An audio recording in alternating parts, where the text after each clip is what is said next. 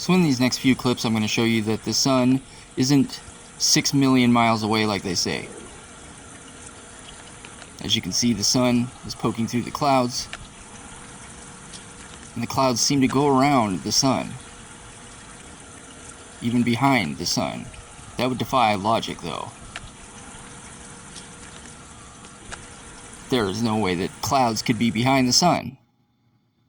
Yet, in these clips, it's pretty obvious and pretty easy to see that the sun is surrounded by the clouds.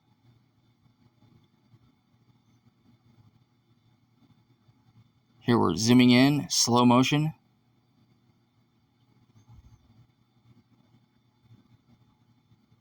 And notice how I can pick up sunspots with my amateur camera, a Sony DSLR.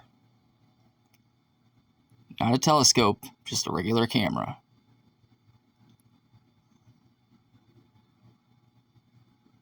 My camera can pick up sunspots that are 6 million miles away.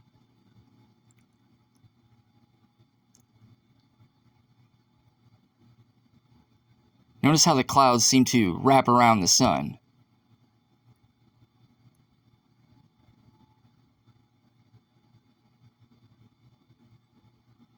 It kind of exhibits a Mr. Burns kind of appearance. It's pretty easy to tell that the clouds are behind the sun here. This lends credence to the flat earth theory.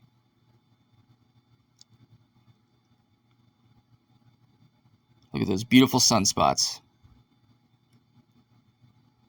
Amazing.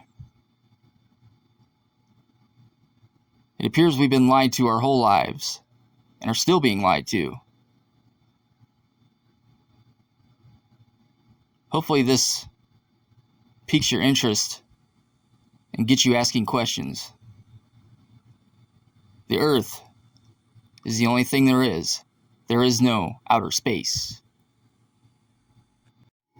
If you believe in God, or have read Genesis, then you agree with the flat Earth model. Let me explain. In the beginning, God created the heavens and the earth. The earth was without form and empty. Darkness was over the surface of the deep, and the Spirit of God was hovering over the waters.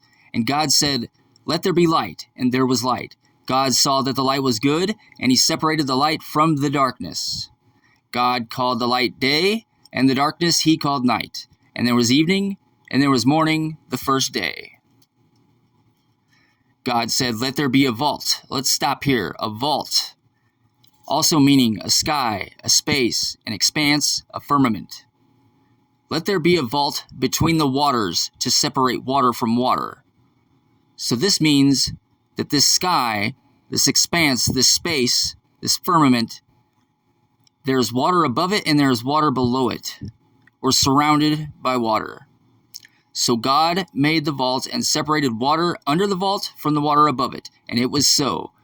God called the vault sky. And there was evening and there was morning the second day. And God said, "Let the water under the sky be gathered to one place. Let the dry ground appear." And it was so. God called the dry ground land and gathered the waters he called the seas. And God saw that it was good.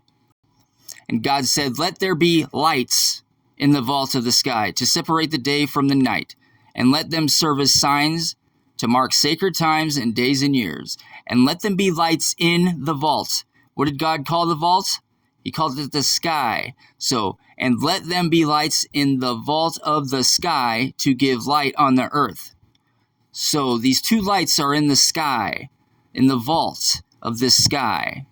The vault is in between the waters. The great lights, the greater light to govern the day and the lesser light to govern the night. He also made the stars. He makes no mention of planets. God set them in the vault of the sky to give light on the earth, to govern the day and the night, and to separate light from darkness. And God saw that it was good, and there was evening, and there was morning, the fourth day. Skipping ahead, Then God said, "Let us make mankind in our image